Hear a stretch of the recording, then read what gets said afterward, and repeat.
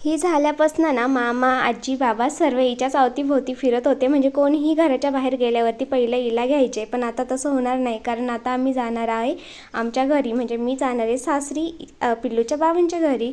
आणि खरंच मला खूप रडायला येतं आहे. म्हणजे लग्नाच्या वेळेस जातानासुद्धा मी एवढी इमोशनल नव्हते जी माझी आत्ता होते. तर पिल्लूला भेटायला तिची मावशी आली होती, म्हणजे माझी मावस बहीण, आणि सोबतच माझी आजी. तर आम्ही सगळे रेडी होतो जाण्यासाठी. मी सगळ्या बॅग्स वगैरे सगळं पॅक केलं होतं आणि मला खरंच इतकं रडायला येत होतं. म्हणजे एक एक बॅग पॅक करताना असं होतं की मी तिकडे गेल्यावर खरंच ह्या पोरीला सांभाळेल, कसं सांभाळेल किंवा काय, भरपूर सारे इमोशनल होते. आणि पिलू तर मस्त झोपली होती, तिला तर काहीच आयडिया नव्हती की नक्की काय आहे काय नाही.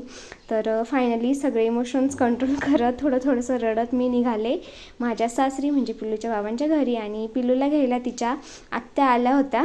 तर मग आम्ही तिकडे गेलो, तिकडे आमचं छान वेलकम झालं. तर भेटू पुढच्या ब्लॉगमध्ये, तोपर्यंत बाय.